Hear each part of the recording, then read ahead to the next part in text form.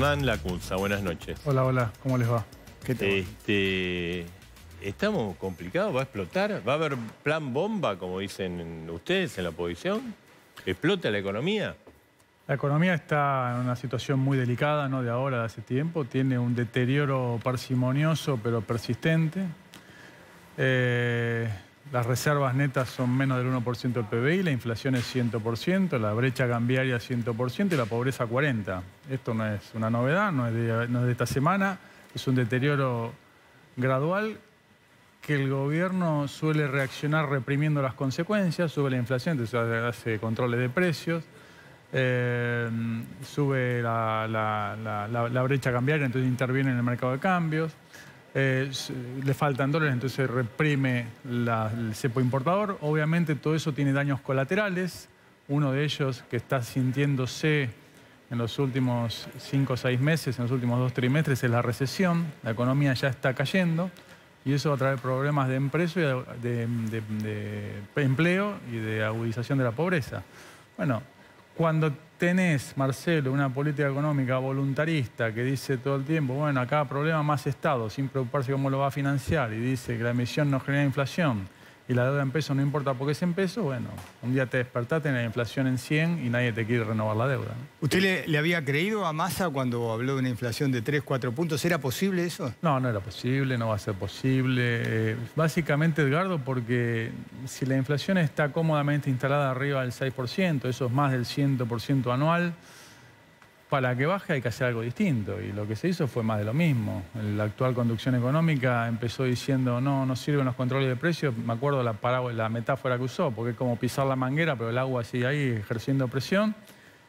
Y hoy la única herramienta antiinflacionaria que se les ocurre y ponen arriba de la mesa son los controles de precios, que como es tan repetida, Edgardo, fíjate que le tiene que cambiar el adjetivo. Precios cuidados, precios justos, bueno, se les acaban los adjetivos, pero es siempre lo mismo. A la reacción de hoy, a la inflación de ayer, fue otra vez hacer más controles de precios. No, eso no va a bajar. Hernán, usted y Juntos por el Cambio cuestionó mucho el canje, este canje que hizo con el acuerdo con los bancos. Pero vio que el viceministro lo ninguneó, digamos. Usted y a todo el pueblo dice, sí, este no es un gran problema. Si piensa la oposición que este es un gran problema, entonces repiense si va a ir quiere gobernar, porque hay problemas mucho más serios que esto. Mire, primero, un programa económico robusto no es vulnerable a un tuit. Así que yo me digo, si eso tiene algún efecto, es porque el programa es frágil. Segundo, no es una cuestión personal entre el viceministro, un funcionario y alguien de la oposición. Es una cuestión institucional. Son las fuerzas políticas, los partidos políticos los que tienen que intervenir en esa discusión o en esa eventual coordinación de ideas.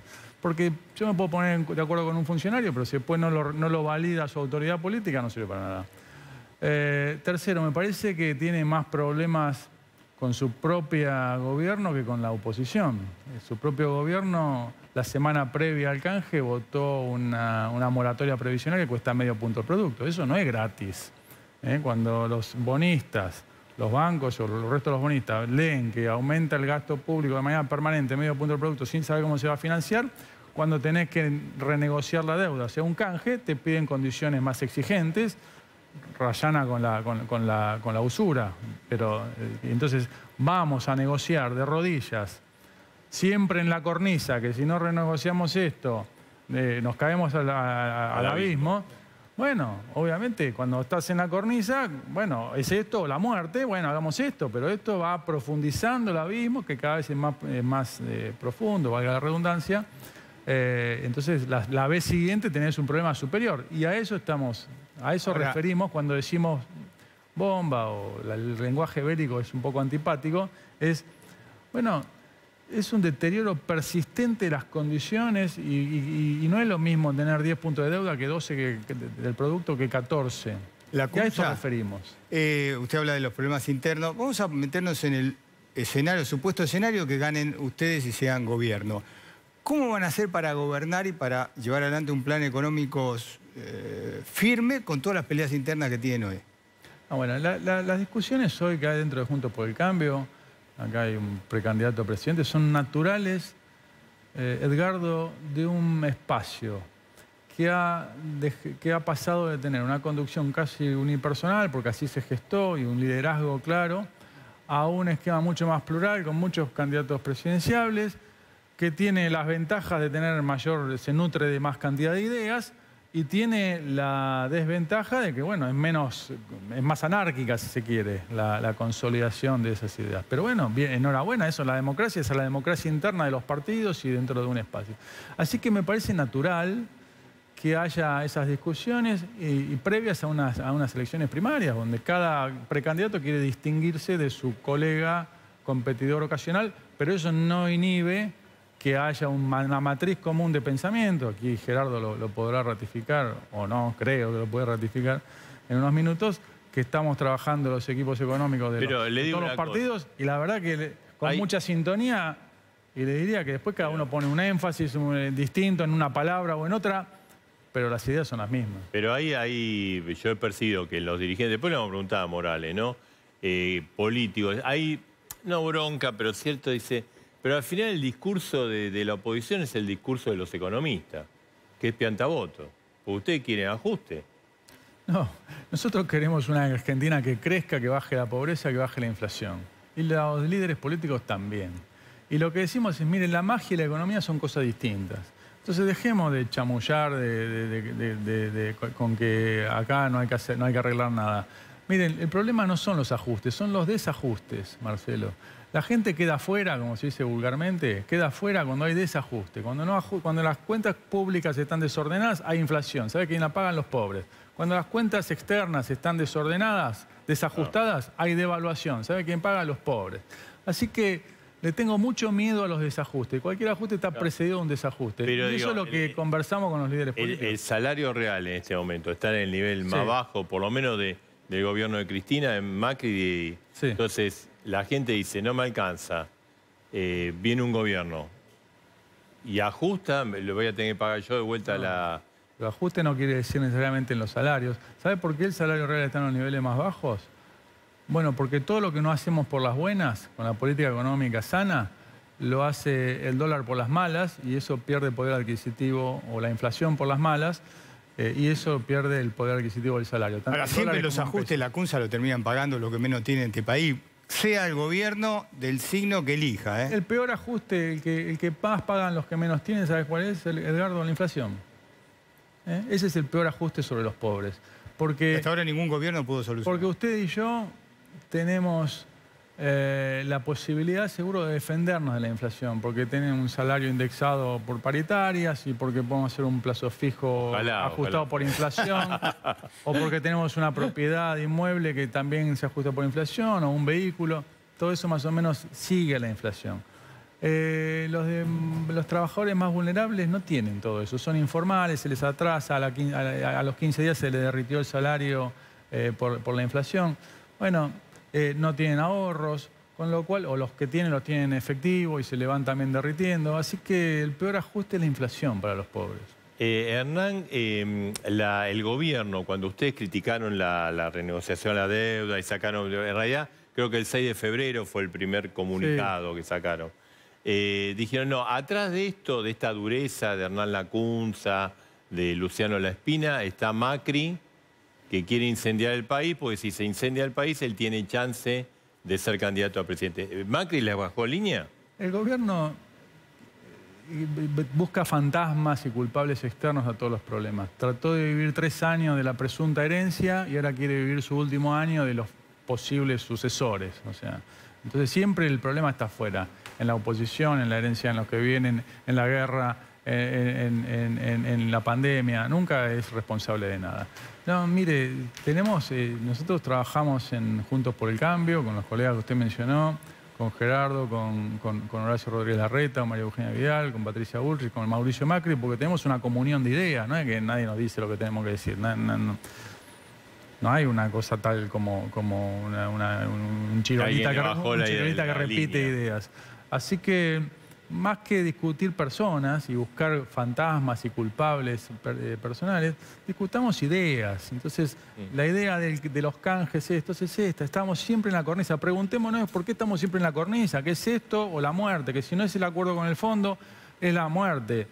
Que la oposición acompañó responsablemente, cosa que no puede decir todo el oficialismo. Álvarez Salles esta semana planteó, creo que ayer, un poco en línea con el comunicado de la Cámpora, de que había que evaluar e incumplir con el fondo. Salir del acuerdo con el fondo porque es incumplible, porque va a faltar 20.000 millones de dólares de la cosecha y el fondo ayudó, pero con 2.000, con lo cual hay un gap muy grande.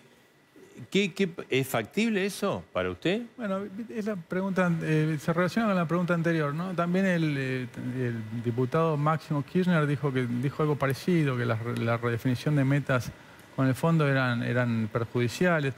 Entonces yo le diría, usted me preguntó antes por el... ¿Pero qué escenario es un acuerdo con el fondo? Ahí voy. El viceministro dice, no, la oposición... En realidad tienen que acordar entre ellos mismos, porque alguien de adentro de su gobierno le está boicoteando los arreglos que hacen. Segundo, el acuerdo con el fondo, Marcelo, hoy por hoy es irrelevante. Irrelevante. ¿Sabe por qué? Porque no se cumple desde el año pasado. Es todo cosmética. Entonces, hay dos opciones. Redefinen las metas, con lo cual cumplimos unas metas más laxas, o sea, no sirven de ancla. Y si no se cumple, el fondo no va a hacer nada, pues no puede hacer nada. No quiere que explote la bomba el fondo. Pero si ustedes llegan al gobierno, ¿qué van a hacer? ¿Van a cumplir con los acuerdos que están firmados con el fondo o qué van a hacer? Nosotros vamos a hacer un programa económico consistente, medidas fiscales, monetarias, laborales, de comercio, cambiarias, que sea un programa que nos saque de este estancamiento. Está bien, ¿qué hacen con el acuerdo que está? No, el acuerdo con el fondo va a estar... tenemos una negociación, una relación con el fondo que vamos a mantener, pero va a estar de acuerdo con un programa consistente. No veo ninguna fuente de conflicto ahí, porque lo que necesita la Argentina es recuperar la estabilidad y el crecimiento con un plan que no es que vamos a inventar la pólvora. Vamos a hacer lo que dicen los libros en todo el mundo. Hay 5 países en el mundo que tienen inflación de 2 dígitos altos.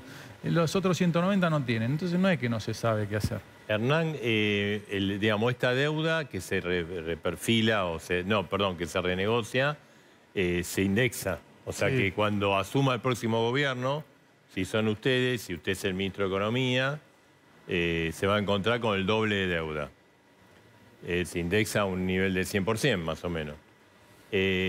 La forma que negoció Guzmán la deuda externa hace que los vencimientos fuertes empiecen a caer en el 2024 y 2025. ¿Eso va a obligar a una reprogramación de la deuda, a una default acordado o una renegociación? Mire, Edgar, Marcelo, la deuda en dólares no tiene un perfil demasiado exigente los primeros 2 años. La deuda en pesos sí, ahora están tratando de patearla, esto de procrastinar siempre los vencimientos, en condiciones cada vez más onerosas, porque le ponemos seguro de cambio, le ponemos seguro de precio mínimo al acreedor, le damos un montón de ventaja para que nos renueven, y eso es lo que nosotros cuestionamos, le damos todo a cambio de poco, porque la adhesión al canje fue muy baja. Obviamente, bueno, porque estamos negociando de rodillas. La capacidad de pago, el repago de una deuda tiene 2 componentes. Uno, la voluntad de pago, y otro, la capacidad de pago. La voluntad de pago no hay duda, porque una negociación hostil y reestructuración, o sea, ruptura de contratos, es letal para la suerte de un país. Letal, no hay ninguna duda de eso. Es siempre la última opción. Ningún país toma esa decisión voluntariamente. Ningún gobierno en ningún país. La capacidad de pago depende de los recursos y las obligaciones que hayan, como todo. A ver, Marcelo, si usted... ¿Se verá entonces eso? Bueno, depende de lo que nos dejen. Ahora, voluntad... Parece que un martes 13 se le va a dejar. No, bueno, pero a ver, si usted alquila una vivienda y el dueño le dice, bueno, me tenés que pagar todas las expensas del anterior, ok, ¿cuánto debe? 2 meses es una cosa, si debe 40 años es otra. Entonces depende obviamente de la cantidad del stock de deuda que quede, y de un programa económico que sea consistente para recuperar la credibilidad y la renovación voluntaria y la extensión voluntaria de esa deuda. Voluntaria, la palabra voluntaria es muy importante. ¿A qué nota le pondría la gestión económica del gobierno? Un 2. 2. está reprobada, pero no es de una persona, es de un gobierno, es un sistema. No es masa humano, es un sistema. No voy a defender a Ausente, pero si una semana hacen una reforma, una moratoria previsional que cuesta medio punto del producto, a la semana siguiente vamos a pagar más de tasa de interés. Y eso no es culpa de un ministro o de un secretario. Es un sistema que toma decisiones inconexas. Hernán, gracias. Gracias. Gracias. Bueno, vamos a hablar con Victoria Tolosa Paz, ministra